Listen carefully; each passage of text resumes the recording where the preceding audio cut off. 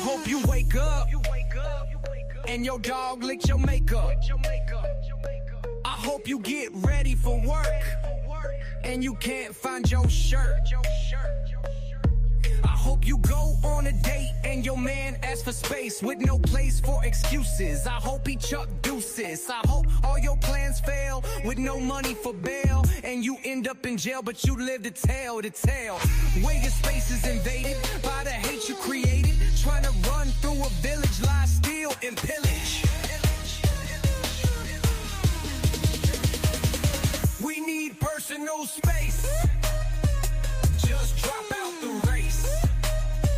We need personal space. Just watch what you say.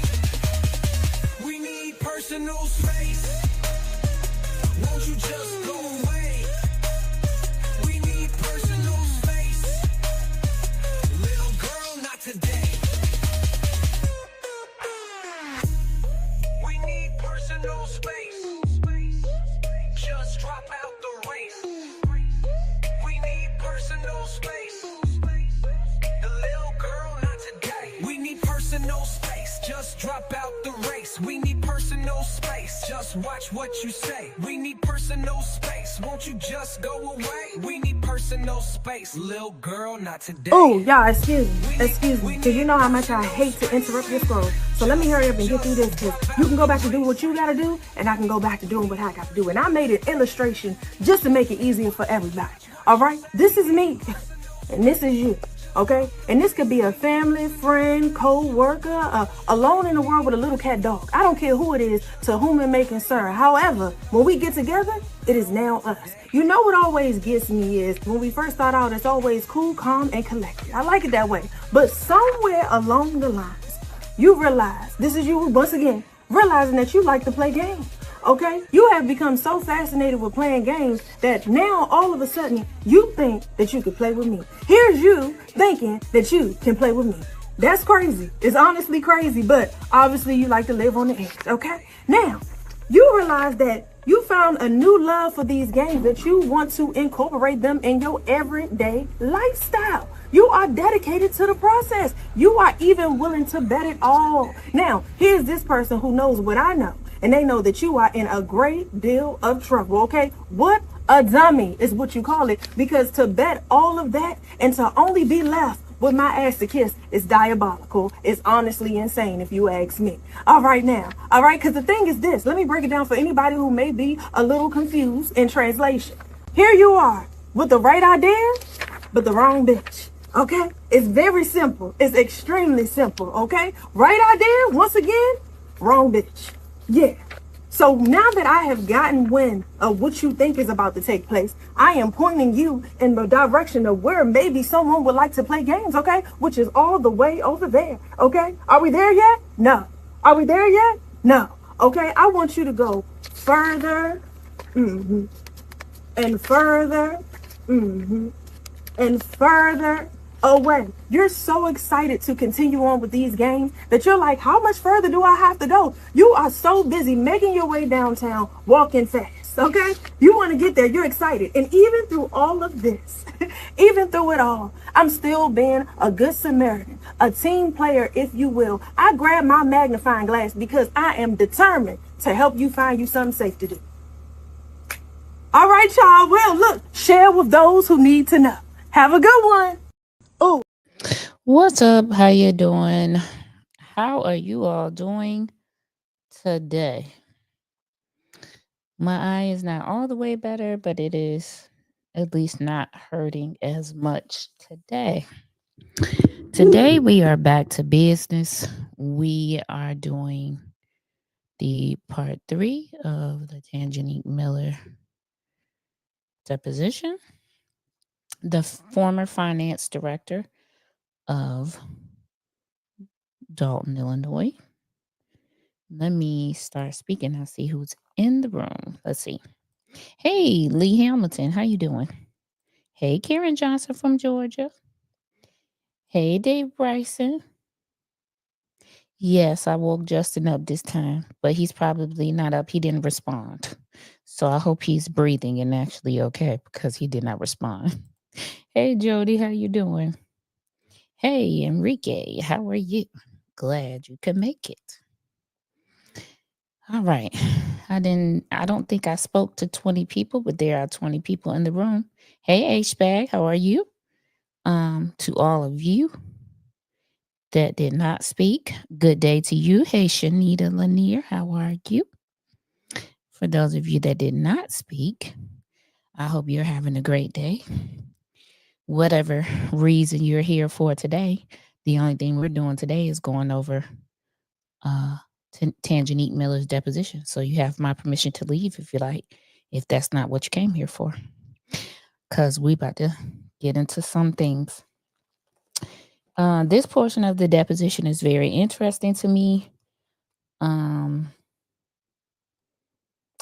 think it really nails down a few things. I think a few people, I think Tangenique Miller, while she may have done some things knowingly and some things not knowingly, I think, she's trying a bit with the culpable deniability. Oh, I don't know anything about that. Oh, I didn't know that. Or, those things are interesting to me. Hey, Helen Gillett, how are you? Hey, Sonny Jones, how are you? I haven't seen you in a while. Hope you've been well.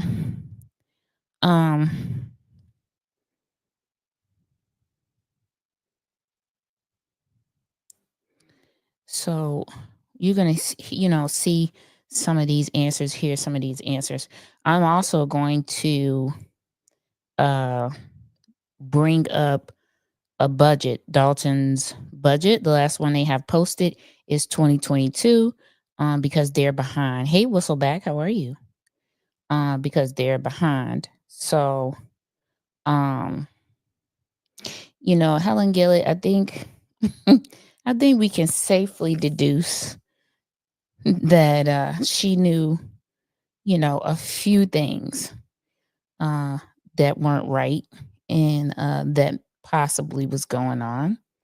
This next portion, you're going to hear something that's probably going to make you feel like she knew everything that was going on. Those are things I found interesting, but we're going to bring up a Dolton budget because they talk about a Dolton budget here in this deposition. He actually shows her one. So I want to be able to show you guys what she was looking at. And I also brought up the Lori Lightfoot report for us to look at because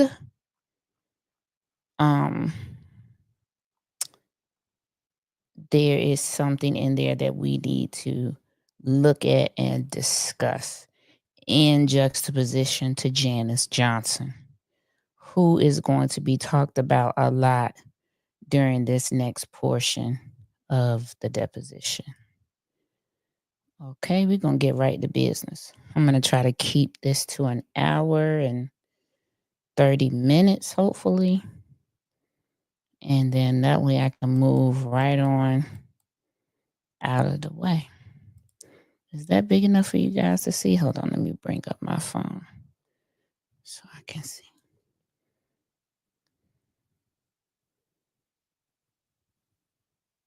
Thank you, Sonny Jones. Okay, I'm glad you've been great. I'm trying to make sure. Can you all see that? I can see it on my phone if I turn my phone sideways, but I want to make sure that you all can see it clear enough. I'm trying to leave it out just a little so I don't have to. I hope that's big enough. Okay. All right. We last left off Tangenique was part-time. She was asked about financials. She was asked about the financial report that is done, and we know now that it is allegedly done the first Monday in every month. Okay, Trina Holyfield, that's what it's looking like. So we know that Casperk was involved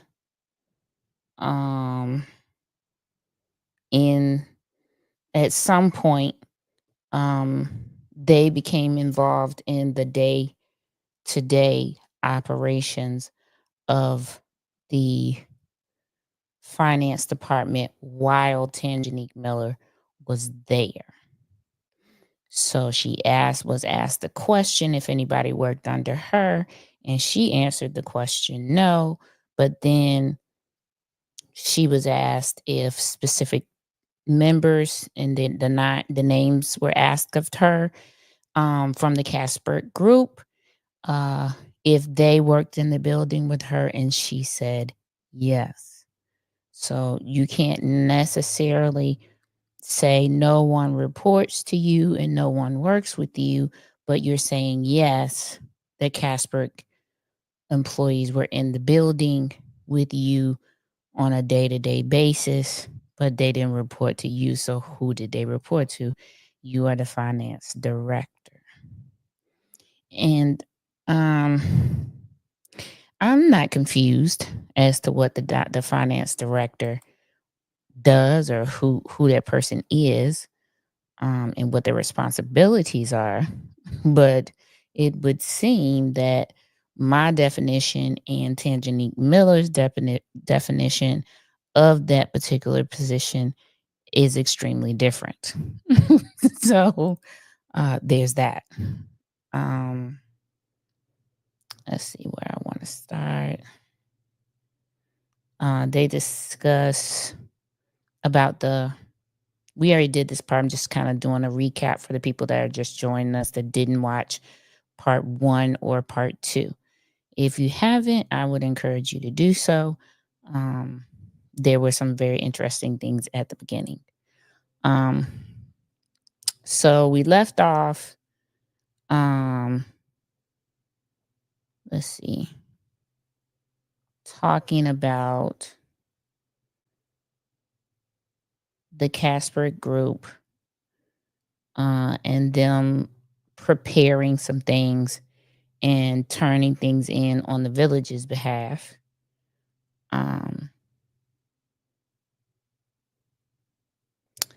And about the budget, what type of budget the village of Dolton works off of.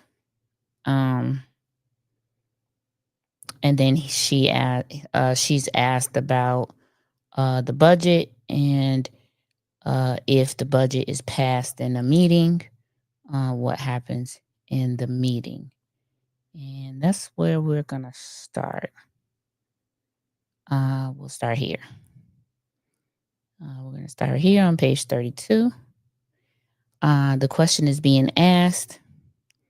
There's statutory guidelines of when the appropriations and tax levies should be prepared and available for public view. Hey, Deb Hill, how are you? Public hearings and revisions, then filed with the county, correct? And she says correct. All right, but you would prepare the initial appropriation ordinance, which has a number of line items. She says, and then it would be made available to the mayor and the board and discussed at a village board meeting. Or that's how it should take place, correct? She says it could be discussed during a special meeting or a finance committee meeting or a board meeting. But yes, it has to be made available to the public. And then the revisions can be made, additions or subtractions to different items on the appropriation ordinance before its final passage, correct? And she says correct. And then once it's finally passed, it's based on an affirmative vote by the corporate authorities, which is the Board of Trustees, correct? And she says correct. And then it's filed with the county, so the county then knows that what appropriation ordinance would be for the village of Dolton, correct? It's filed with the county so that the county knows the spending or the proposed spending, because it won't be the actual. This will just be proposed spending of the village. He says, all right, then who kept track of the village finances on a weekly or monthly basis at the village of Dolton while you were there? She says it was a combination of Kasperick and myself. Now, if we remember previously, Tangenique showed up to this deposition without any of the papers that were asked of her on the rider. So there were financial documents that were being asked of her to bring on the rider, and she didn't bring anything. If you remember from the last live we did, really the first one. So this right here, when McGrath asked this question and he asked who prepares the day-to-day, weekly, monthly finance reports, and she says her and Kasperick, well, that's funny because you didn't even bring any papers with you today and you said you couldn't find any. So you just admit here that yourself and Kasperick prepare these reports. So you should have been able to bring something with you to this deposition today that we asked you for, because you just admitted that you prepared them. I don't know. But that's what she answered. What type of reports would be prepared for you and Kasperick to put together to show the mayor and the board and the village administrator what the financial status of the village of Dolton was on a particular day, week, or month? This is where she says there's a financial statement package. It's available by, every board meeting. The first Monday of the month, which includes a breakdown of funds, individual funds. It includes budget versus actual. It includes cash balances per account. That was basically the financial package. It included definitely kind of a snapshot of the prior month of finances. McGrath says in this snapshot, the financial package. So if she prepared this, again, why didn't you bring it? You said you couldn't find any documents, but you prepared these things. Lord have mercy. The reason I ask is because you don't have anything with you. Exactly. So if I wanted to request it from the village, what would I be asking for? She says monthly financials. Is that what it says on top of the document? She says right now, I don't know. While you were there, I don't remember. It definitely says financials, something financials. All right, this financial report, what was prepared by you or Kasperick prior to every board meeting? She said Kasperick prepared the actual financial statements. And those financial statements would be prepared by Kasperick prior to the village board meetings. Would that be based upon financial information that you gave to Kasperick? She says it's based on information that was entered in the system throughout the month. Now, for the confusion for me is, why is Kasperick preparing these things when that is your job as the finance director? You should be the one preparing these things. And so why is an outside accounting firm preparing something that you should be preparing? Okay, and so then McGrath asked her, okay, and what system are you talking about? She says Civic. It's just called Civic? Yes. All right, and who enters information, financial information, into Civic? She says Kasperick enters the information into the general ledger. And how does Kasperick get that information to enter into the general ledger of Civic? Now, the question I wrote was, Is it a best practice for an outside entity to have access to government programs inputting and having access to sensitive financial information of a village? Is that something that is a normal practice? I don't know, right? Hey, Master G, how are you? Um, is that a best practice? Should the outside firm be entering these things versus getting a copy of these things for any type of audit that could be run? Um, or I know that's right, Kathy Fields. I think she should have at some point. Okay. Hey, Charlie girl, how you doing? So should they be getting copies, versus being able to actually input things and having access um to change things and put things in? I don't know that I agree with that. That them an outside firm having all of that access or having all of the ability to do that when I have a finance director on payroll full time. Um and how does Casper get that information? She says they are given a copy. So they're given a copy anyway. So you could enter this information into Civic and they just need to be given a copy for audit purposes to make sure that accounting is correct, like a backup, you know, um, cross check type of thing. Um, this worries me here. Um, they are on the email. I mean, they work within the day to day of everything. If I hear that term one more time, well, that term of everything that's going on. And who do they work with on the day to day at the Village of Dolton? She said, myself and Janice and all the staff, depending on what the project is. Okay, what report or ordinance contains the expected cost of each department and for vendors during the village fiscal year? Would that be in the budget or would that be in the appropriation ordinance? She said that the budget for sure. And correct me if I'm wrong. The budget was a document that you prepared as the director of finance while you were employed with the Village of Dolton. She says correct. Well, make it make sense to us, Miss Miller, why you don't have that document with you today if you prepare it. Lord have mercy. Lord have mercy. Father God. Because that just doesn't make any sense. Yeah, I'm glad you're here, Q Law. How you doing? Haven't seen you in a while. Hope you good. Q Law.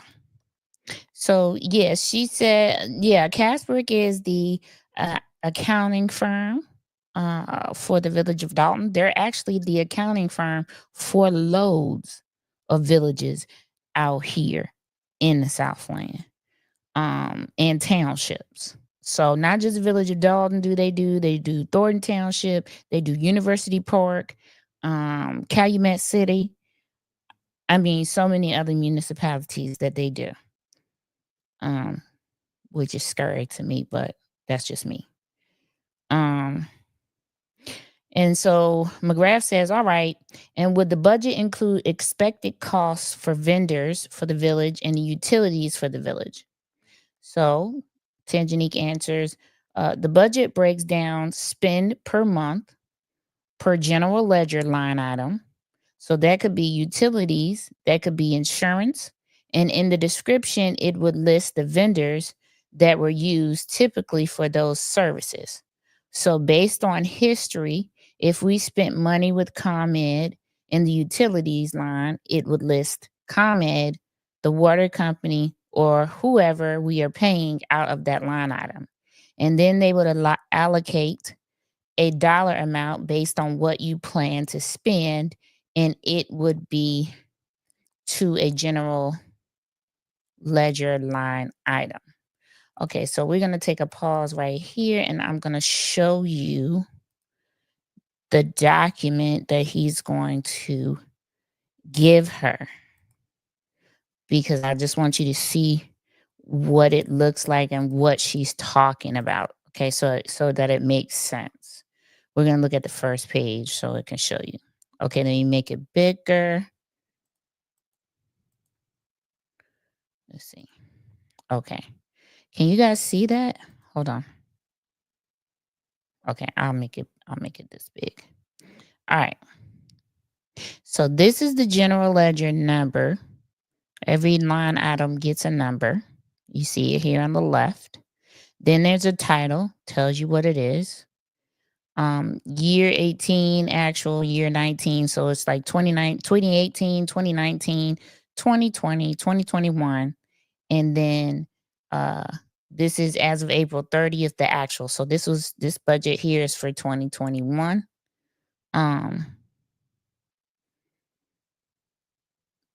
And so, and then it says year 2022. So this budget is for the year ending 2022, which would have been done the previous year of 2021 going into 2022. Okay. And so year 2022 trustee copy, the trustee year 2022, I believe, is what they actually spent. It was the actual number. And so then going into 2022, they're going to put their budget numbers based on these previous columns here in this last column that says year 2022 final budget. I'm not mistaken. Right here where it says trustee changes, when they get the packet sent out, the trustees go over this packet, the packet they receive with this in it, line by line. And if they want to make changes, they write their changes there. This is their column right there where it says trustee changes. So they write their changes right there.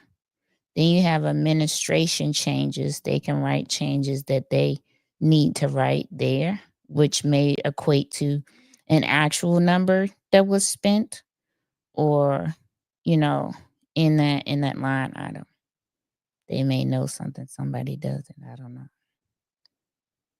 Hey, Cheryl Day.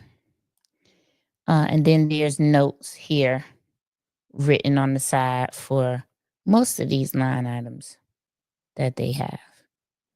Okay, so that's what it looks like. So I wanted to show you this so before I got any further, because they're going to be talking about it more. So I don't want you to see what it looked like.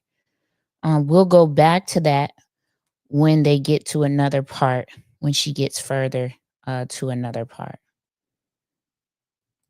Okay. So McGrath says, okay, we'll get into it a little bit. But then when an invoice is submitted, say from ComEd, it would go into My Viewpoint and then go to different department heads or directors to approve or accept that invoice on My Viewpoint, correct? She says, correct, that's the process. Okay, then if approved, that would go into the villages or onto the village's warrant list for approval at the village board meeting. It's going to be very important for you to pay attention to this next part, because she tells you how the warrant list works.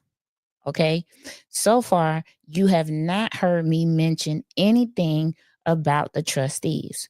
So when Lil Stank was screaming, they prepared his warrant list, the trustees prepared his warrant list, it was a whole lie.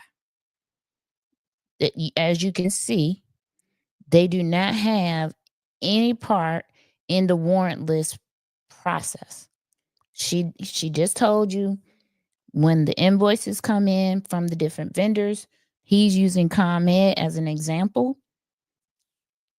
The invoice goes into My Viewpoint, and then there is a series of approvals that is done by department heads.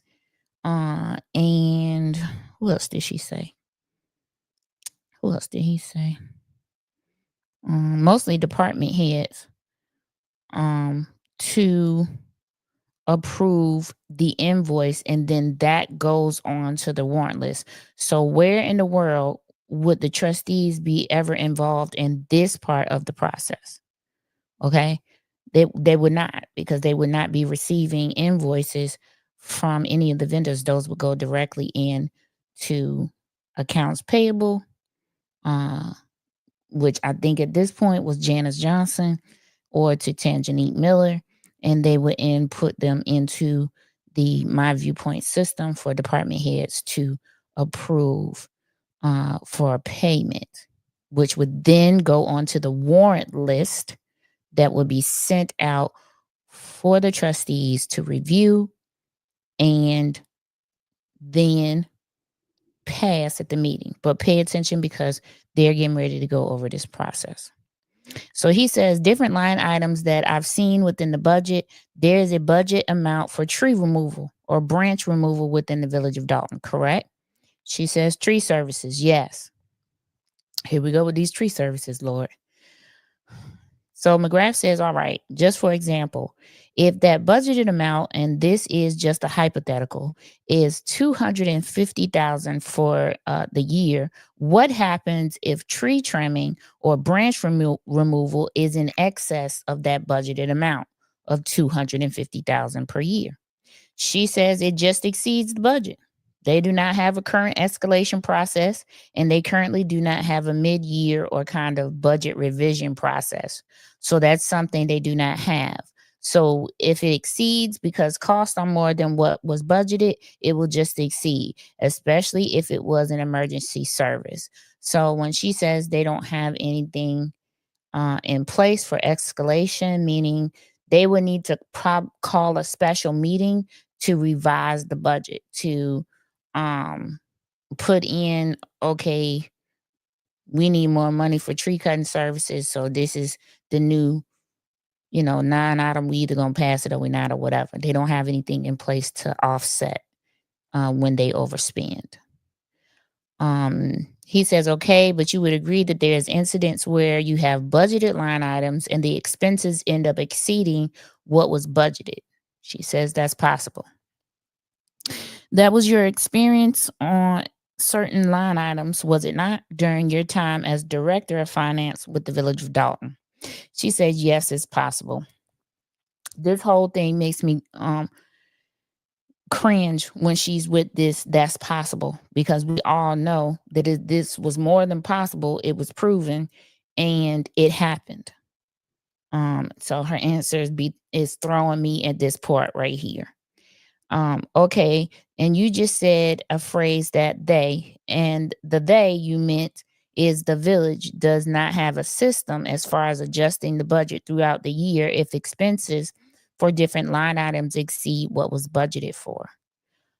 She says, right. That's not in the current process. Okay. Are you familiar with the village's ability to amend the budget during the budget year by changing the figures, having a public hearing? So, like I said, they would have to have the process all over again, as far as giving notice to the public of a special meeting about the budget. You have the hearing, you tell them why, why we're having this special meeting. Oh, this exceeded the proposed budget. We need to adjust the numbers on the budget, and this is what it is. And then there should be a series of talks or comments from people asking, well, where are we going to get the extra money from? Where is this coming from? Q law, they can, and McGrath is telling you right here that they can, but they have to, or they should have a special meeting to revise the budget. And then they have to, in the revision of the budget meeting, they would have to designate where those extra funds are coming from, whatever department they're going to come from. If they're going to take money out of the public works line item budget and put it over there to the tree cutting services, then they would have to tell the public that that's what they had to do, and that's what they're doing because they over budget. But yeah, they can exceed the budget. They can. And sometimes in different areas, I believe that they do. Most municipalities can. It just depends on what department and what line item we're talking about. But they can, and they do. But they must make a revision. And I think this, he's McGrath is having this line of questioning, asking her, did you know these things? These are things that she should have known, right? As the finance director, she would have had to say to the village administrator, to whoever was helping her, whoever she reported to, she needed to know this and say to them, hey, we need to call a special meeting. We need to email the trustees and tell them we need to have a special meeting to revise the budget because we went over on tree cutting services. And then we need to they need to have a discussion about where we're going to get the excess funds to pay and put in this line item, and so I believe that's why he's having this line of questioning. Did you tell anyone what happened? Did you know that you could revise the budget by calling a special meeting? That's something that she should have known. Wow. And so he asked her, in juxtaposition to them not having a process, who is they? And she, he asked her a question about that. And she says, right, that's not in the current process. He says, okay, are you familiar with the village's ability to amend the budget? And she admits that she's familiar with it. Yes. And then he says, that's allowed under the Illinois Municipal Code, correct? And then, there's a series of objections. She says, I don't know. How do you not know that, but you answer you're familiar with the process of having this hearing, this public hearing for a revision of the budget, to amend the budget, excuse me. How are you familiar with that, but you don't know that there's an Illinois Municipal Code for it? So I don't, Then she says she don't know. He says, is that allowed under the village code that the budget can be amended? She says, I don't know. I've never seen it in practice in either term that I worked there. He says, have you ever had any discussions with the village administrator, Freeman, about adjusting the budget throughout the fiscal year if items are exceeding what was budgeted or if they are lower than what was budgeted for? She said no. But those are all conversations as the finance director you should be having. I am very confused about that. If you're the finance director and you're seeing that you're going over budget in certain areas and you're under budget in other areas, then for me, that should be the natural progression, that you're going to have a conversation with whoever it is you report to. At this point, she says she reports to Keith Freeman or Janice. And so it would stand to reason that, to me, now you're sitting in the office every day, every Monday, you're doing a financial report with all this information in it. And you have no notes. You have no recommendations. Chris Mirabali, who was working in the finance department at this point as a dedicated worker at the village, is seen in a lot of the older meetings making recommendations and saying things. And so yeah, there's that. Going back to the hypothetical for tree removal or tree services, if the amount of expenses exceeds what was budgeted for, how does the village's finance department handle that? She says, well, trees is a special case because there is another fund to fund trees. So it depends on, again, that invoice. So he says, what's the other fund? She says, MFT. He says, okay. So they receive MFT, or motor fuel tax figures to maintain streets and trees and things like that. That's what she explains what the MFT means. So, motor fuel and tax fund. There's a fund that is labeled MFT, and it's figures to maintain the streets. This is what you can use it for. Hey, Javar. You can use it for streets and trees and things like that. So McGrath asks, what if that's if the tree removal is allowed under the MFT, correct? She says correct. Would you agree not all tree removal, tree branch trimmings are covered under MFT? Goldberg, they object. Okay, but she got to answer anyway. I was just going to say that's possible. I don't know. So let's talk about the motor fuel tax fund. These funds are strictly to be used to maintain the streets and trees. And there's a few other things that, few other items dealing with, the streets and manholes and, those sewer things that the water goes down. I forget what they call, the skirt around the streets and stuff that this fund funds. So the trees have to be impeding a street. Like there's a limb that's like a tree that's literally like about to fall over into the street or something. A tree that's dead, or there's a tree limb that's hanging, you know, on your in my neighborhood, we have sidewalks. A certain portion belongs to the city and a certain portion of your driveway belongs to you.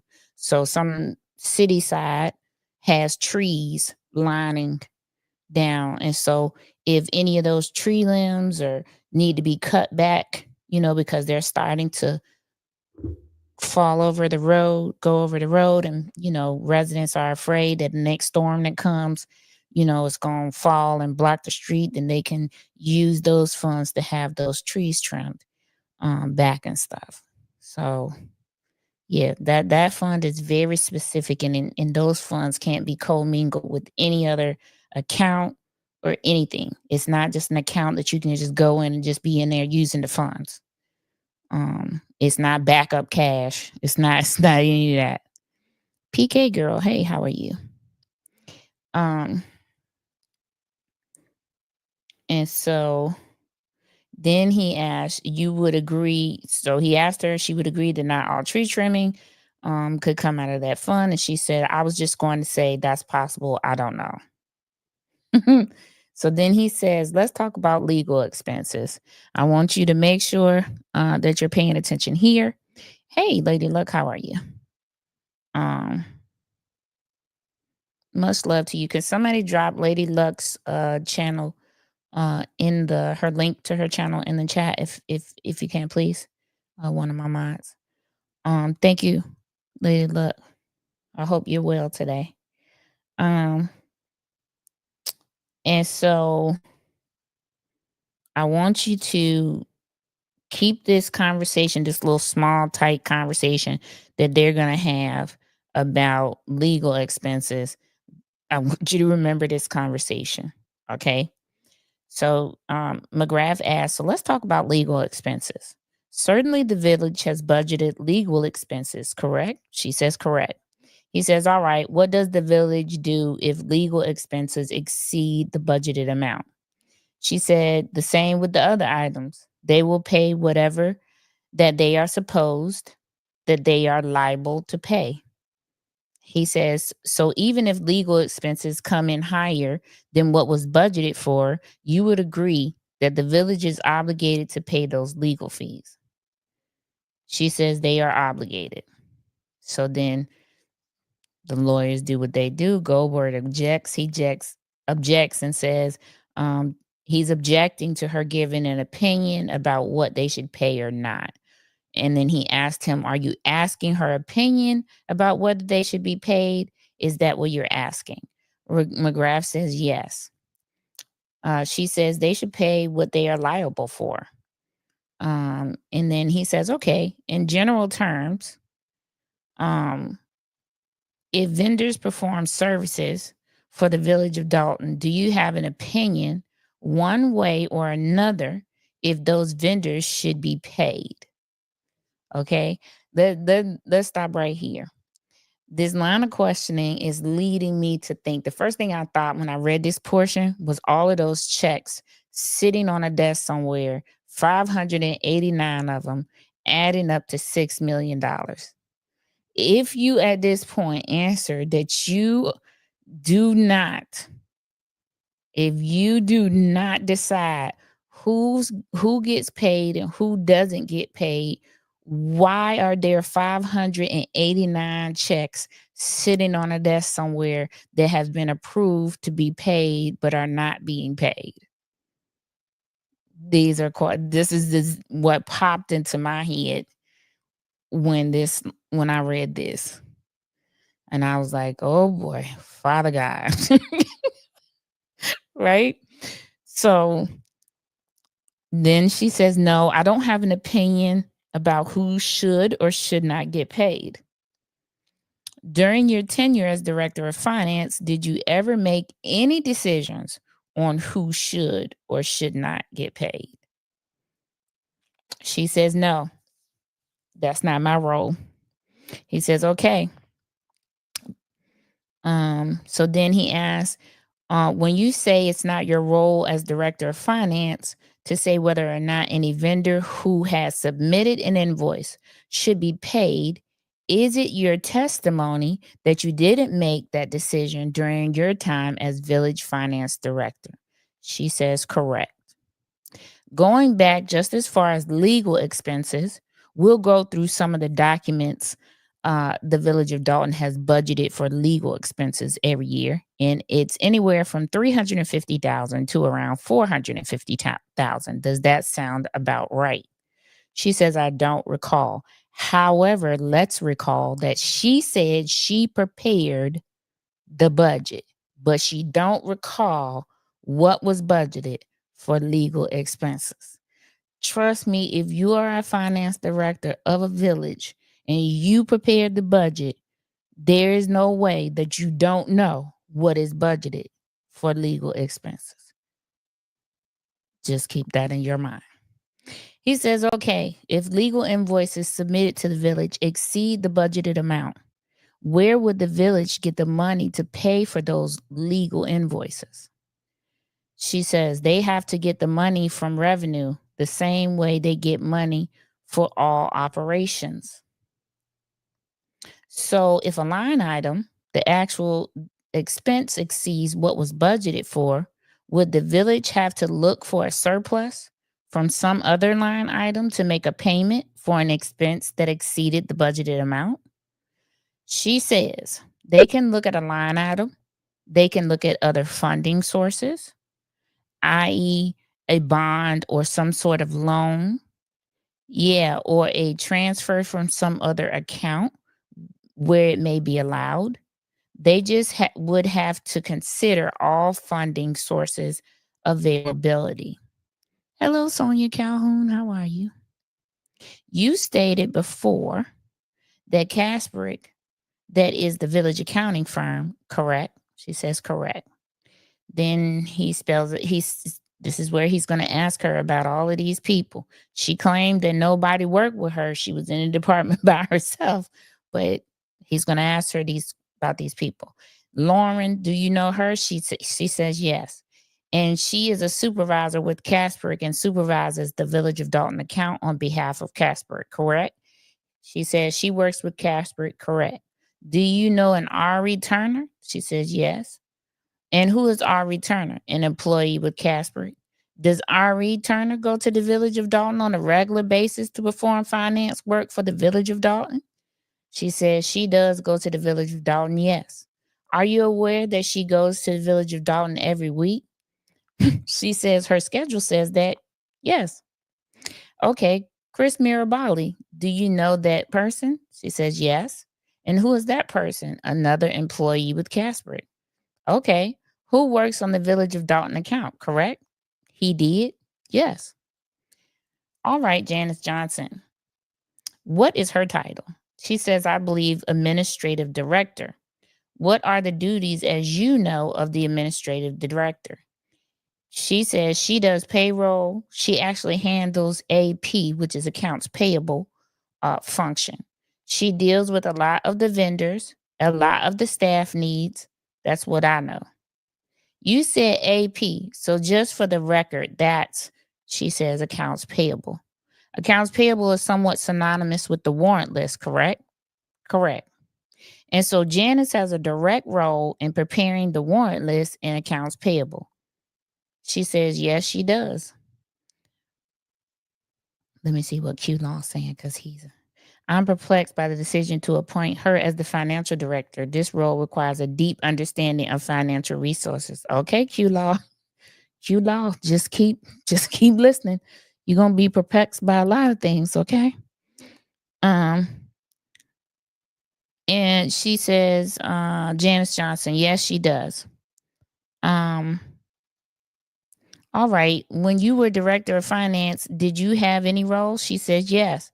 In preparing the accounts payable and the warrant list? She says yes. All right. What was your role?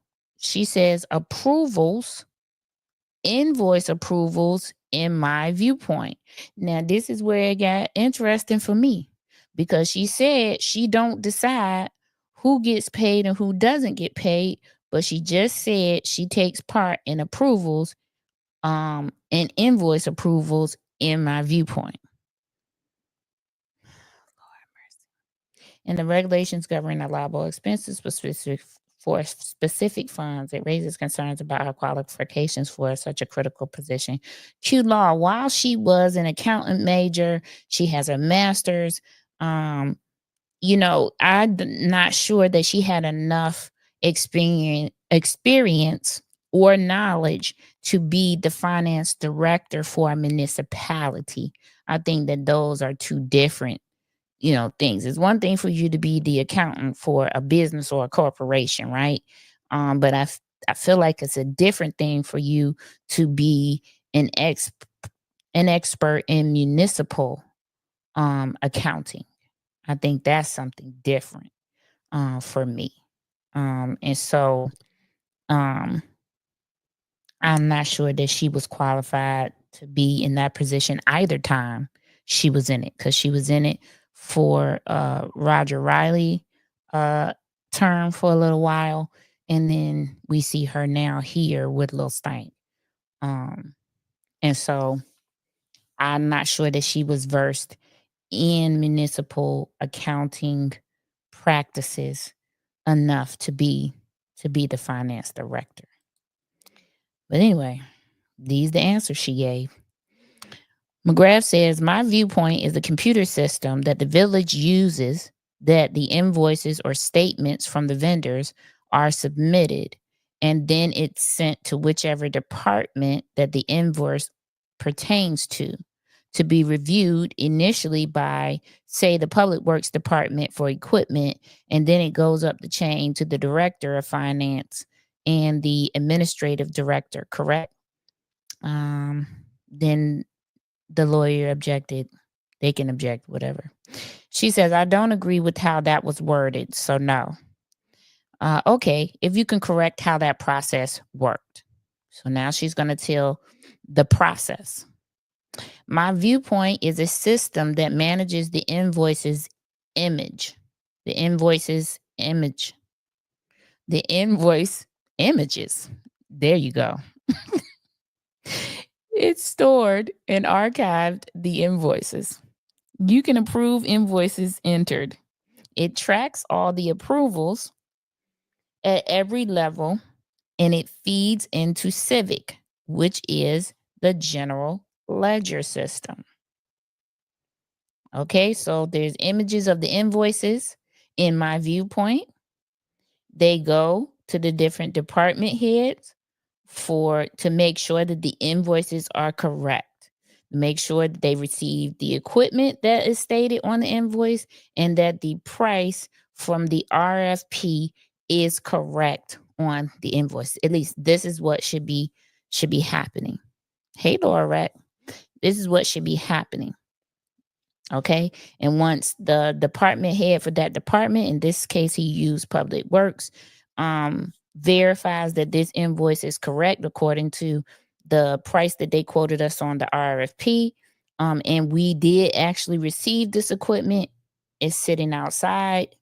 So cool. All of this is cool. I approve this invoice and it gets sent to she just said the finance director and the administrative director to go onto the warrant list for approval to go on the warrant list to be paid. Hold on, let me see what Q Law says. Having degrees does not automatically qualify her for specific role. It is essential to recognize that qualifications extend beyond academic credentials and encompass practical experience and skill. I would agree with that, Q Law. I don't have a problem. Laura Reg, this is actually not a case. This is Tangenique Miller's deposition that we are going over. So Q Law, I would agree with that. I would agree that a combination of her degree and work history and experience would need to be in this area of municipal accounting for me anyway. Okay. Tangenique Miller was the former finance director of the Village of Dolton. All right. So she explained the process, and then he says, okay, then there is certain people within the Village of Dolton that have access to My Viewpoint to review what's entered into My Viewpoint for their approval, or they can decline particular invoices, correct? She says, correct. And once everything is approved, then he says, strike that. Once an invoice is approved by people it needs to be approved by, being a department head and the administrative director and the director of finance and the village administrator, it makes it to the warrant list. She says, correct. Okay, is the mayor involved in that process at all? She says, no. All right, the mayor is sent documents from My Viewpoint, correct? She says, no.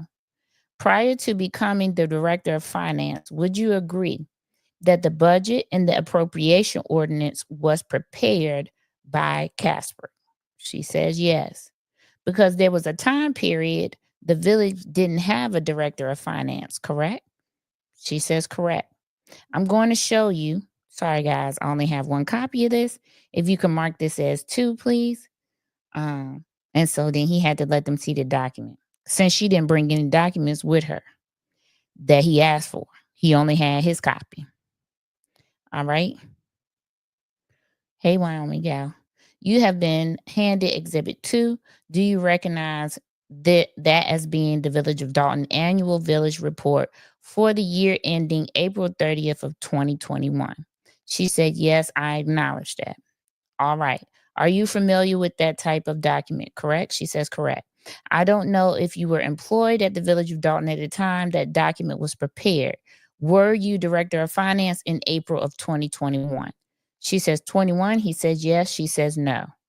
Okay. In 2022, was there a similar document prepared for the Village of Dolton? She says no. It's in progress, I believe.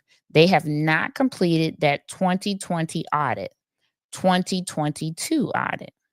So when the document is entitled Village of Dolton Annual Financial Report, is that annual audit for the Village of Dolton? She says yes. And who in 2021 prepared the audit for the Village of Dolton? She says, I don't recall the firm. Mr. Goldberg says it's in there.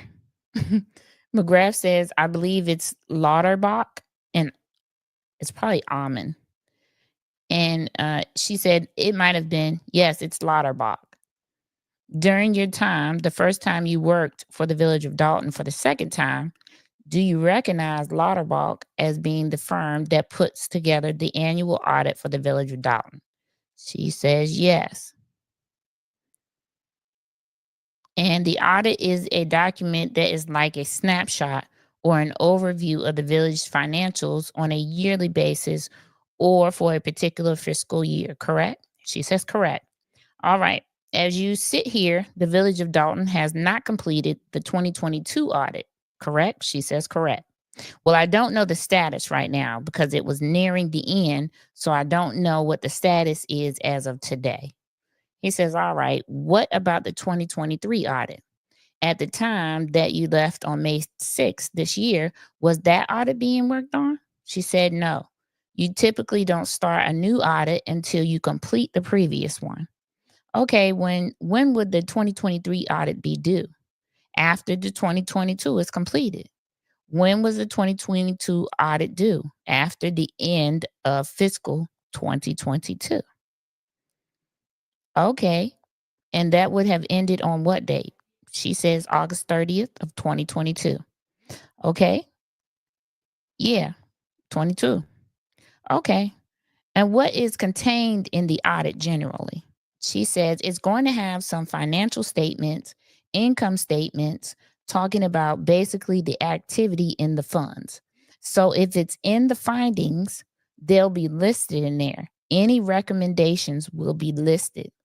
It basically is just going over the financials, weaknesses, strengths, those type of things that's going on in the fiscal year.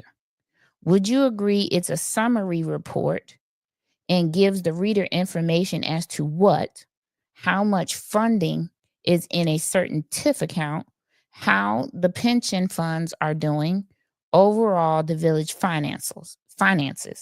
She says overall the finances, yes. Could you do me a favor and just clip that back? And so he's giving her a paper. Miss Miller, in front of you now is exhibit number 3, ordinance 22-011. Do you recognize this as being the tax levy ordinance for 2022? She says yes. All right. And in your role as director of finance for the village of Dolton, did you assist in preparing this ordinance? She says, no, I created the budget, which translated to this ordinance. So, I mean, can you explain? So, you just, to speed it up a little bit, you prepared and created the budget, and then the line items from the budget were then transposed or put into the tax levy ordinance, correct? She says correct.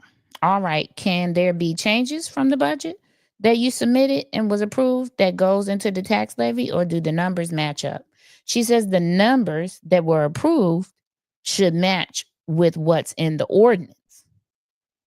Okay. This is a 3-page document.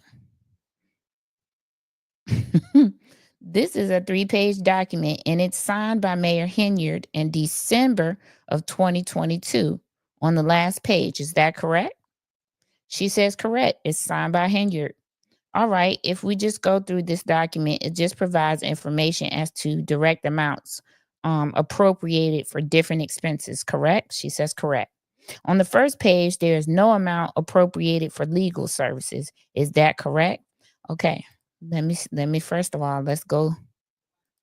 I actually have this document up. Hope you guys can see it.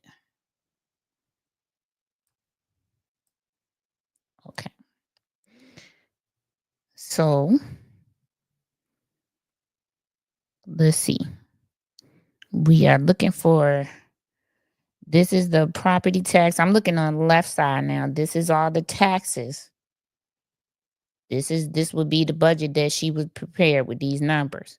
These are all the taxes right here. What I'm looking for is the legal services. You got inspections, building permits, refuse, red light fees. These are all the numbers that she put in these columns.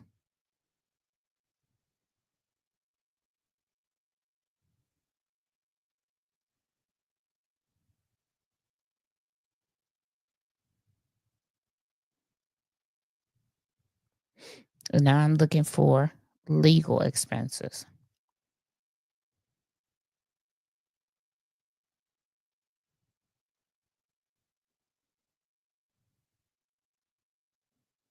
He said it was on the first page. Well, I don't know what page they was on, but the page that he showed her, he asked her, these, see the salaries? They got regular salaries. They have general admin expenditures, and they did the salaries. She did the salaries here. You have administrative, and you got salaries there of the elected officials.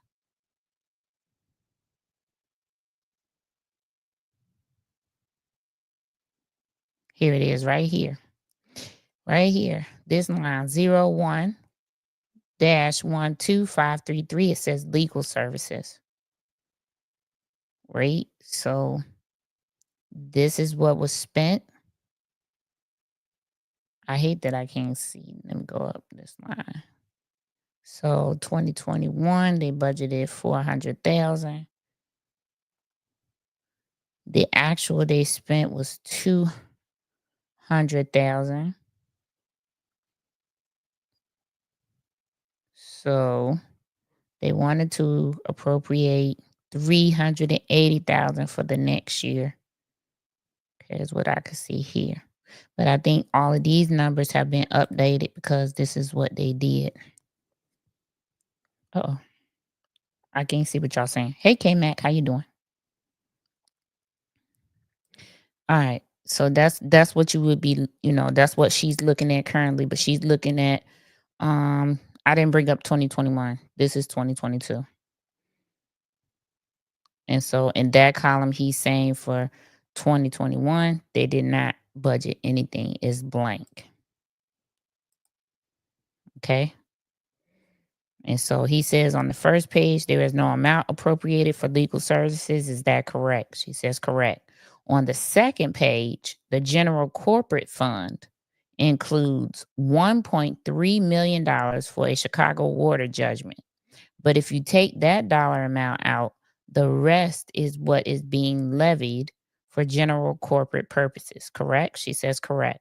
On the second page, I don't see any specific line item for legal services. Is there? She says no. So nothing. Her role under Roger Riley, she was the finance director under Roger Riley too.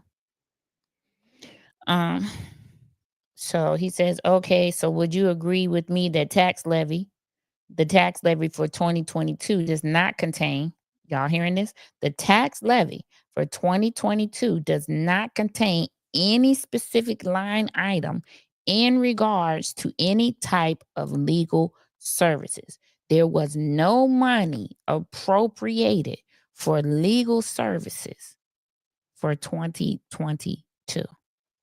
She says, correct.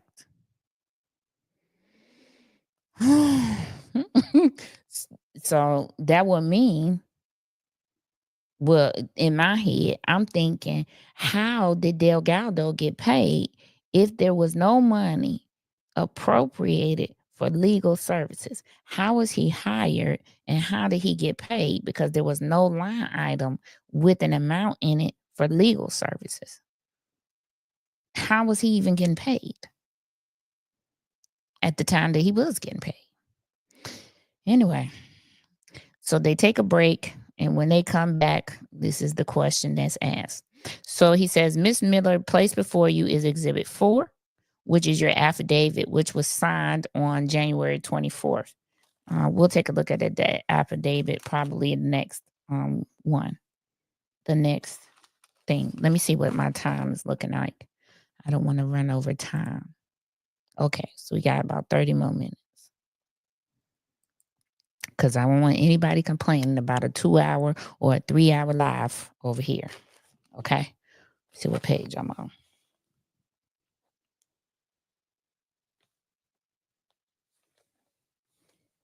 Okay. And let me just remind you all of something too. This is the Lloyd Lightfoot report. In this report, this is the final report. This is where we learned about the spending limits that they had according to the best practices that they had in place for the village. The manual that we were told about that they had. Diane Reeves. I've had so many people talk about me lately. I'm sick. Okay. One person literally complained about my video being 2 hours long.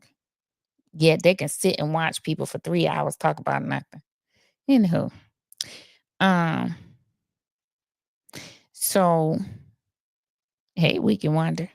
So do you all remember I brought this up because Lori Lightfoot said that there should be in the finance department for the village of Dolton. I'm going to read what she put that they're supposed to be. A designated purchasing agent for the village. The staff accountant is the designated purchasing agent for the village. The staff accountant or his or her designee shall be responsible for determining if an item is budgeted, if adequate funds are still available, and if the proper purchasing procedures have been followed. Reviewing and initiating all purchase orders, payment requests after they are submitted to the finance department for payment.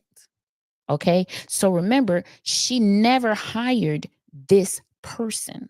So that would be why they kept going over budgets, because this person was removed or never hired. And according to a village ordinance, they are to have this person. It is mandated by law that they have this person.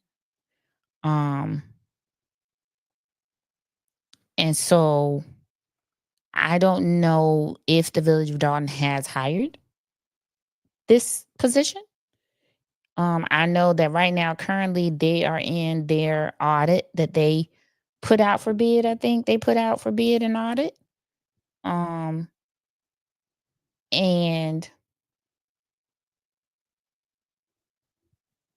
they, so I would imagine that after this audit is done, this forensic audit is done, that they would then get this mandated position in, in place. It's my thought process. I don't have to be right, but that's my thought process. Hey, prima donna, how you doing, mama? So that, that's my thought process. But, she removed that person. She removed that person for a reason. So that she could allegedly overspend or spend on things that were not budgeted for. Because that staff accountant would have stopped all of that, because they would have said, oh, hey, this is not budgeted for. We actually don't have any money for this. So no, you can't purchase this. Nope, it's not in the budget. She got rid of that person. That's the no person. Yeah. So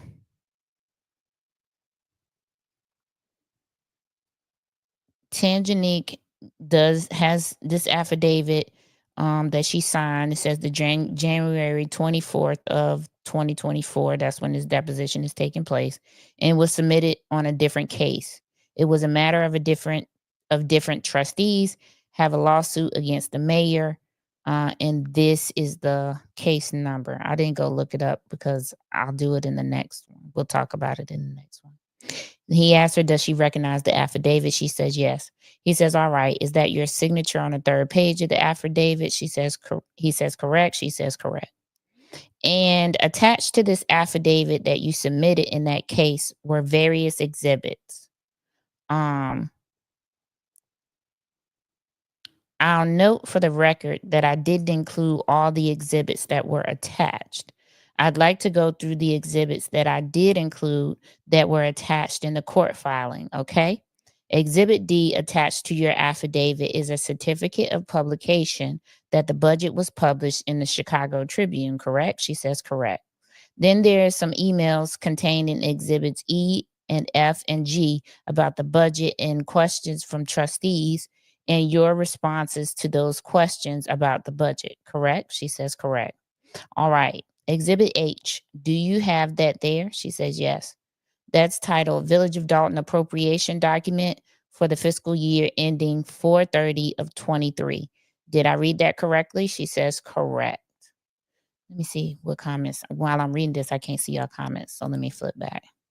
The director is expected to handle accounting responsibilities until an accountant is hired, even in the absence of an in-house accountant.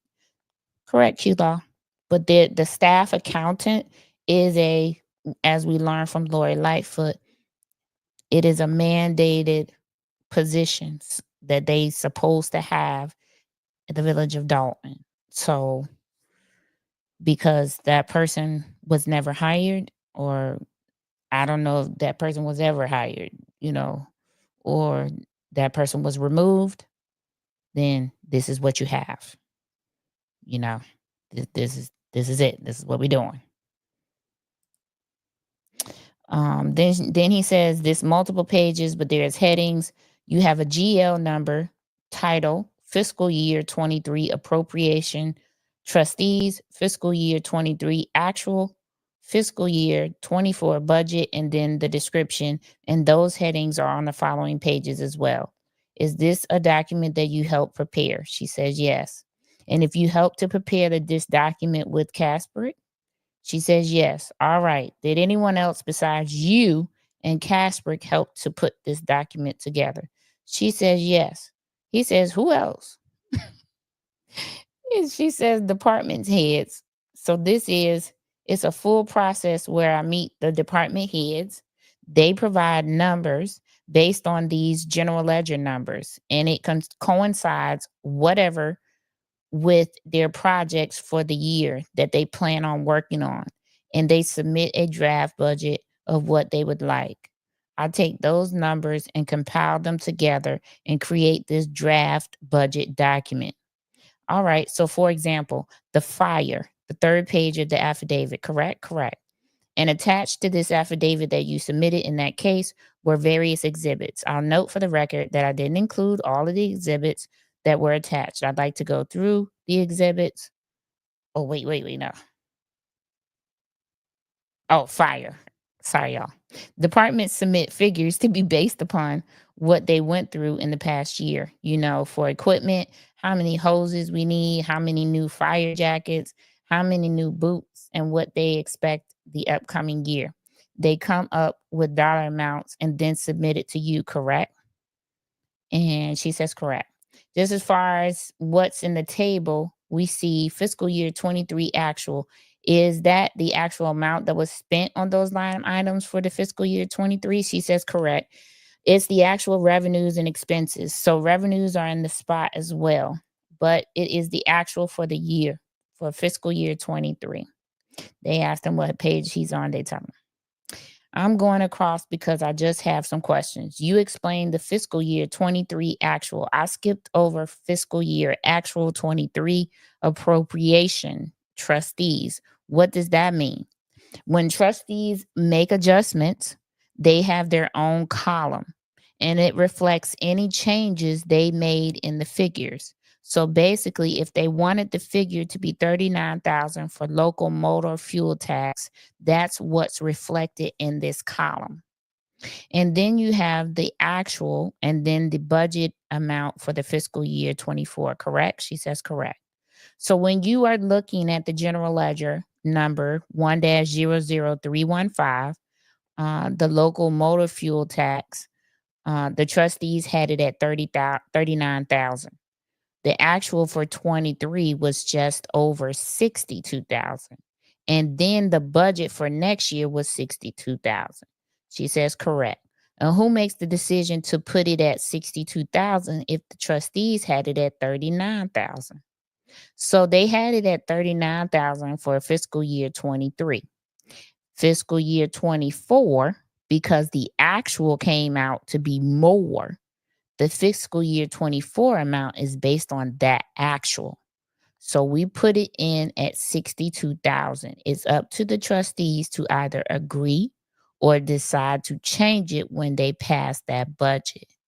So the trustees wanted to only spend 39,000 out of the MFT budget or account. The actual that was spent out of their account was $62,000.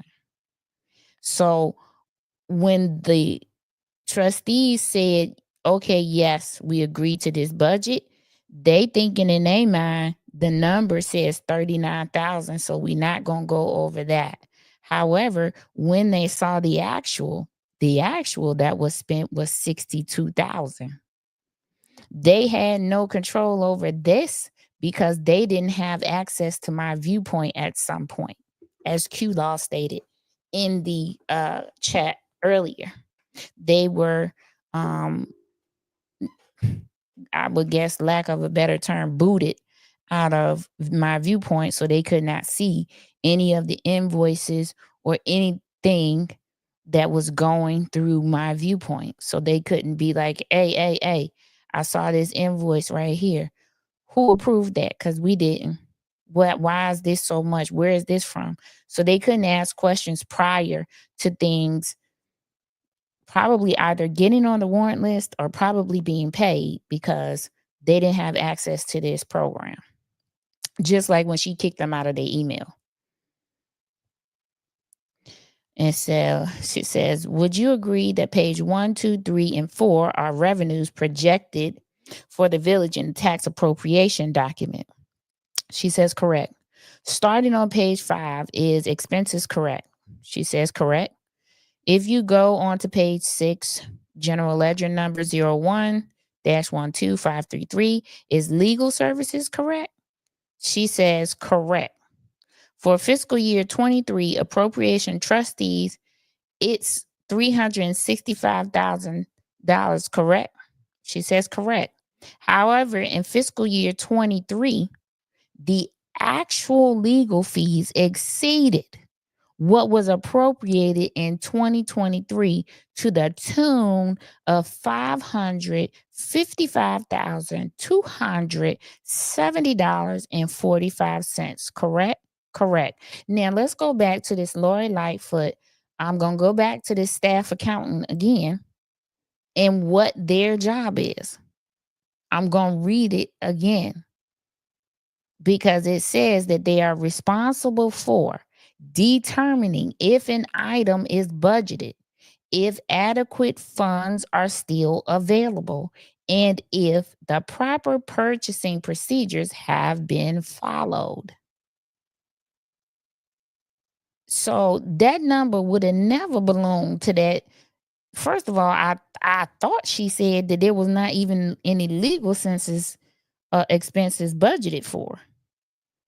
But this staff accountant would have been able to catch that and say, hey, where is this coming from?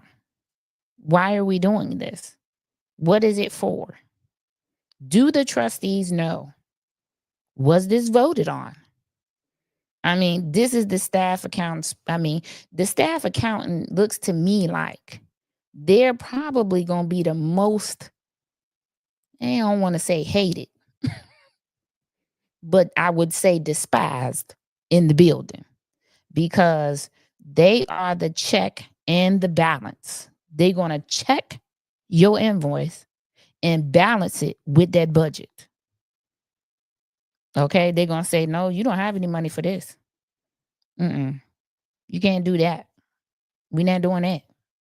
And if you want to do that, you're going to have to ask for permission from the trustees because right now we don't have anything budgeted for this. So, whew. All right. That's a big overage there.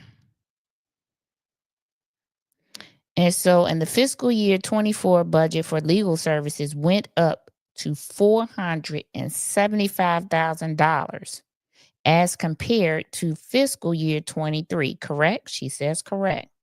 All right. Again, based upon this report, the legal services or legal fees for fiscal year 23 exceeded what was budgeted for, correct? She says correct. So that the excess dollar amount had to be drawn from some other line item. from some other line item somewhere within the village's general fund in order to make up the differences or pay those legal services, correct? They objected, but she still had to answer. So she says she asked him to rephrase, please. He said, sure. How did the village pay the difference for 2023 between the budgeted amount of $365 and the actual amount of $555,000? She said they just paid it. This is the finance director saying they just paid it. What they pay it with? Air? I mean, where they get the money from? What account did it come out of? I mean, what we doing? I mean, I'm so confused as to how your answer could be they paid it. Huh? The man asked you how? How did they pay it? I mean, was they picking money off trees? These trees that needed to be cut down was growing money? I don't know. Anyway, yes, because so he asked her, but where did that money come from? Just from the general fund? She said, yes, because it's on this line item. So yes, this is the general fund. Yes. On this page, if you want to look through the remaining pages, I don't see legal services broken down as far as specifics. It's just a general entry of legal services. Fair enough? She said, what I see, fair. You said fair enough, so fair. I think she's getting angry. I think she's getting angry now because she sees, you know. So he says, fair enough. So you would agree? She said, yes, I would agree. She said, yes, from what I see. The police department has expenditures within this document, correct? She says, correct. If you take a look through this document, do you see any specific line item for, let's say, the mayor's security detail? See, now we're trying to find out where all this money is coming from. This girl said they just paid it. Paid it with what? Now we're looking for how this $1 million security detail was paid for. Because as you see, I'm going to show you the budget again. Everything is specifically laid out with descriptions on the side of what it is. So I'm going to go down. I think it's page 7. I'm going to go down to page 7. On page 7, this is the Village of Dolton budget document for the fiscal year ending 4/30/2022. Here is the police department. Here you go, right here. For every department, she adds up their expenditures with a total. See, the village clerk office, their total budget was $78,000. Now here we go with the police department. It should say, I don't know if it would have said mayor security detail. I don't know if it would have said, I don't know what it would have said. We get ready to see because they he asked the name. But if you look here on this budget on the left-hand side, where all of these things are numbered, these lines are numbered, it has salaries for the chief and deputy chief, salaries for patrol, salaries for lieutenants and sergeants, salaries for records and clerk that's in the police department, salaries for the crossing guards, salaries for part-time officers, overtime salary budget, salaries for the administrative assistant within the police department, salaries for inspector and commander, their medical insurance premiums, their tax, their retirement fund contribution. They have a uniform allowance, their pension contribution, IMRF. I think that's another part of their pension thing. Maintenance service on the building, on the police department, service equipment, vehicles, janitorial services for the police department. All of these things are line items that go with the police department. And here at the bottom, you see the total budget for the police department is $7.3 million. Whew. Lord have mercy. So now let's go back to this deposition.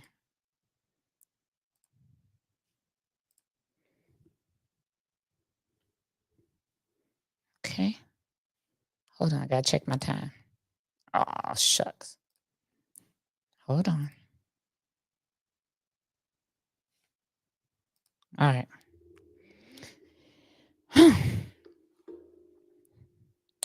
So then he says, if you take a look at this document, he asks about the matter of security detail. They all objecting. It don't matter that they objecting. She got to answer anyway. So he said, would you agree with that there is no specific line item for legal services under police, fire, or public works? And she says, I agree. Okay. Going back to the prior question, the reason why I believe that he asked about the legal services under fire, police, departments is because he's trying to figure out where the extra money came from. If they had a budget for legal services under a different department, they could take it from that department and then pay, right? Because that makes sense. You're going to take it from another line item. In this case, he's asking, did they have any under the police? She says no. Okay. Obviously, the police department has line items that are budgeted for and then put into the tax appropriation ordinance. I know, K-Mac, woof, child. That's what I'm looking at. Appropriation ordinance in this document. Do you see any specific line item for the mayor's security detail? She says, I see, and then they object for relevance, but she got to answer anyway. She says, I see a line item for patrol. He says, okay, for patrol. And would you get that information from the chief of police department or one of the higher ups within the department to tell you how much they want to budget for patrol for the police department, correct? She says that's part of it, yes. All right. And how much is listed for patrol for the police department according to this document? So let's go back to our finance document that had the police department on it. There's a line item on this document here that says patrol. Okay, it's this. I don't know if you can see me. Can y'all see my cursor? I don't know if you can see my cursor, but it's line 0121421. It says salaries, patrol. Right here, they have $2.9 million budgeted for patrol. It went down from previous years, but that's what they have budgeted, $2.94 million for patrol. Now, she got private security detail. I don't know about this one. Okay. Kathy feels that's funny. I don't know. I'm just listen. I'm just the messenger. Don't shoot me. I'm just the messenger. I'm just reading. Okay. All right, let's get back to it. We're gonna almost be at a stopping point. Okay. All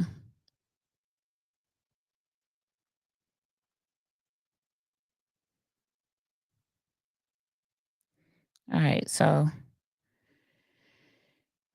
let's see what he says. So he asked her, okay, per patrol, would you get that? And she says that's part of it. He says, all right, how much is listed for patrol for the police department according to this document? So they object or whatever. She got to answer anyway. So you want me to read the salary figure for patrol? Is there a total for patrol? It says for current officers, not any new officers, a total of 41, chief, and it says retro in description, salaries regular at $4.6 million. What page are you on? It says 9. Okay. So you were looking under salaries for the police department, correct? She says correct. All right. And it lists our regular salaries It lists out regular salaries, retro salaries, because that would be following a negotiated contract. Said correct.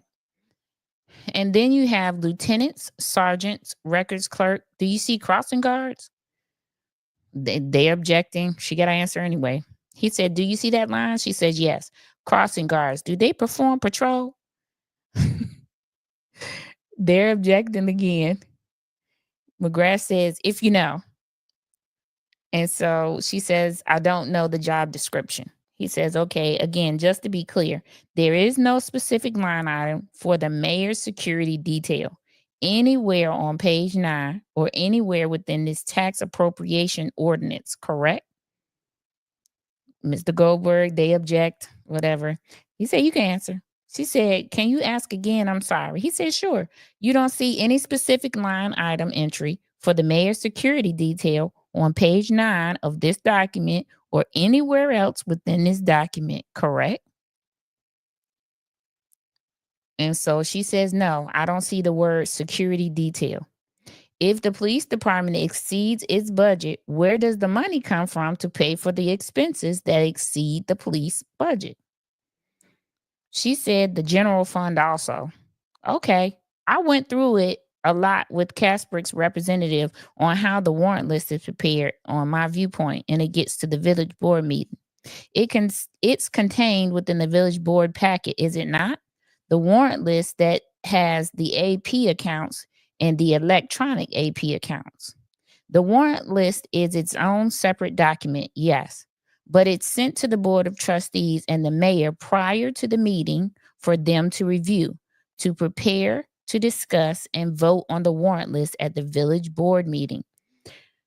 Is that fair to say? She says, correct. All right. And then that's always an item that's on the village board agenda for the meeting to go through the AP list or the warrant list. She says corporate bills. Corporate bills, correct. She says correct. And then there is typically a motion to approve. Sometimes there is a motion to approve with the subtraction of certain items on the warrant list, and then a second, and then there is a vote on whether to approve the items that have been motioned to be approved, right? She says correct. And you've attended village board meetings when this takes place, correct? She says correct. And part of the reason why you are at the village board meeting is to be there to ask questions in case the mayor, the village administrator, department heads, or the trustees have questions about any particular item on the warrant list. So this would lead me to believe why she stopped coming to meetings, so she could not be questioned. Any particular item related to finance? She said, any particular item related to finance? He said, yes. She says, yes. Okay. Can you explain up to that point when the warrant list is prepared? Have checks been prepared and drawn up for those items on the warrant list? She says, no. Okay. So the warrant list is then motioned, seconded, and approved. And let's say the whole warrant list gets approved at the village board meeting. Do you or staff at the village of Dolton then start preparing checks the following day or the day after to make the payments that have been approved on the warrant list from the village board meeting? She said, yes, checks are printed after that board meeting. And it wouldn't be that night, is it? No. The following business day or right after, a day or two after the board meeting, correct? It's definitely after the board meeting, not that night. We're going to leave on a cliffhanger because, boy, we finna get into some stuff next time. Phew, my goodness. My Lord. Let me see what y'all saying. Hey, eyes open. How you doing? Wait, a separate line item for private security detail also? No, there was no line item. So he was trying to make the point of how are these people getting paid? They weren't budgeted for, so how are they being paid? Hold on. I'm going to read a few more papers. I need to read up to page. I got a stopping point.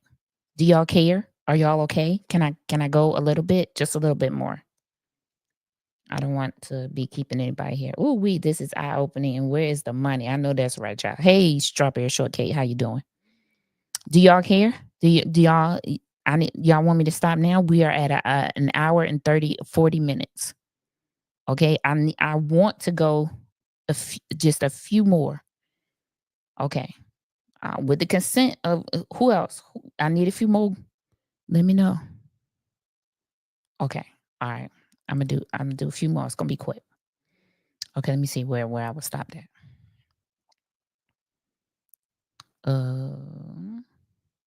Okay, she says not the night of. Okay, so then he says, okay, who is tasked? Now this is gonna tell you who is tasked. Listen to this now, with preparing the checks that have been prepared, that have been approved from the warrant list from the village board meeting if they're approved. She says Janice Johnson. All right. And do you know how she does that? Is there a checkbook and she hand writes out pay to the order of and the dollar amount, or is that computerized in some way? Okay, y'all gonna learn the process now. She says, so after the board approves the warrant list, then the checks should be printed. Okay, that's what we just found out. So Tangenique is telling us what happens. No, it's not a checkbook. It is done from My Viewpoint. So on the warrant list, they have a list of bills that are approved, and they have a coinciding check number already created.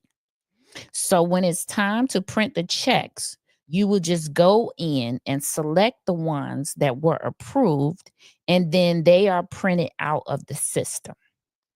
And if all of them are approved, is there one button to select all and all the checks are prepared? There is either a button or she selects them individually. He says, okay, yes, you have to select them. And is that something that she does at her office at the village hall? She says, yes, I believe so. Is there anyone that has to assist her to prepare checks? She says, no. The village can pay its vendors or its bills in a few different manners, correct? She says, can you elaborate? Sure, the village can pay its bills by preparing a check and sending the check out, correct? She says, correct. The village can pay its bills or vendors by wiring the funds to a vendor or their bank or a credit card company, correct? She says, correct. Or they can make an electronic payment. I believe the abbreviation is ECH, correct? She says correct. So that's 3 methods that the village can make payments to vendors, correct? She says correct. As far as the ECH or a wire transaction, who is capable or responsible for making a wire payment or an ECH payment? She says Janice. Oh, Lord. Okay, did you have any role as far as making any payments either through a wire transaction or an ECH while you were employed with the village of Dolton? She says, no, I did not initiate wires or ACHs. Okay, did you have any role in preparing checks as the director of finance while you were employed with the village of Dolton? She says, no. You still have the document in front of you, which is the appropriation document for the fiscal year ending April 30th of 2023. Feel free to peruse that. There is no special or specific line item for any special counsel for the village of Dolton, correct? She says just legal services. Right. So nothing for legislative counsel, special counsel, or outside counsel for the village of Dolton, correct? She says legal services encompasses all legal is the assumption with that line item. She says, all right, Lauren from Casper testified at her deposition that currently there is over 2 million of approved invoices that have not been sent out by the village of Dolton. Would you agree with that? She says it's possible. Could the amount be higher? She says it's possible. Why, as the finance director, don't you know? I have a question. How that occurs, or how could that occur? When the warrant list is presented to the Board of Trustees, is the board advised that there is not sufficient funds in the village bank accounts to pay for the warrants that are up for approval at the village board meeting? She says the trustees do receive cash balances in their financial packet that I told you that they receive. So it does detail balances in each account, each fund. We're going to stop right here. I'm going to mark where we stop, because my question is, if there's $2 million worth of checks sitting somewhere that haven't been paid, and her and Kasperick prepared the financial documents that tells cash balances in accounts, why aren't these bills being paid? Because if you gave them the financials and you listed that there's funds in these accounts, why aren't the checks going out? Who, child? Oh, Lord, have mercy. Okay, that's my question. We're going to leave on that cliffhanger right there. Lauren said that there are $2 million worth of approved invoices that have not been sent out. If you and Kasperick are preparing the financial reports every Monday with balances in these accounts, and the trustees keep approving stuff, well, they only can keep approving things based on whatever financials you sent them. My Lord. Well, all right then. Does she get asked about 65,000 cash payment that I believe she spoke of at the board meeting? I don't know yet. We shall get there, Kathy Stevens. Okay. That's my question. That's my cliffhanger question. Okay. If Lauren from Kasperick says that there's $2 million worth of unpaid of checks that haven't been sent out, and you and Kasperick, because this is what you said, is preparing the financial monthly documents that are being sent to the trustees with the cash balances in these accounts, and they keep approving the bills, because it got to be based on what you sent them, what they looking at. I know they're not looking at these bank accounts and they say $0 and they like, yeah, let's approve these bills. I know they're not doing that. But anyway, okay, we're gonna stop on that cliffhanger. We'll pick this back up again. What's today? Today is Friday.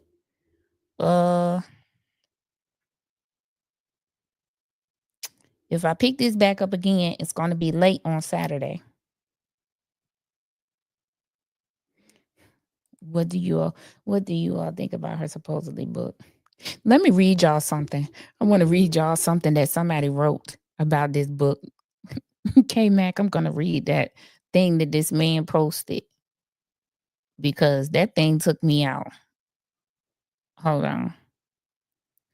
Somebody posted her book today, and this is what they wrote. Tiffany Henyard out here selling $100 book called Standing on Business, like she ain't been squatting on scandals since day one. Ma'am, you weren't standing on business when you were standing on subpoenas. $100 for what? An autobiography written in invisible ink and delusion. This ain't a book, it's a fundraiser for legal fees dressed in hardcover. Girl, if you don't put that pamphlet back in the Dollar Tree where it belongs, this right here is the height of zero accountability. Child, my Lord. Then Lori said Casper didn't receive a lot of financial records. Child, she lied. Allegedly. Remember when Jason said they signed checks that hasn't been paid? Yep. Dr. Walters, yes. Dr. Walters, part 2 of Dr. Walters on Monday. You do not want to miss this. I'm going to show you some disturbing things because last we left off, I talked about a hostile work environment.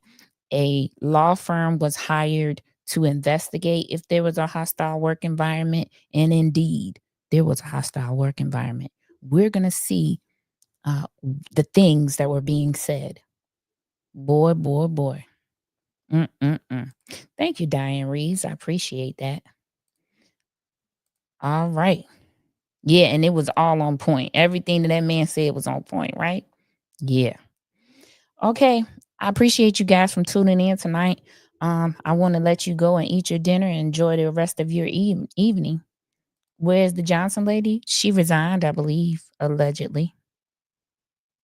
She resigned, I believe.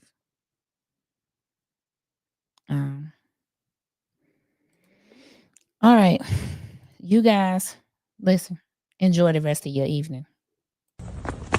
Oh, I ain't want nothing, man.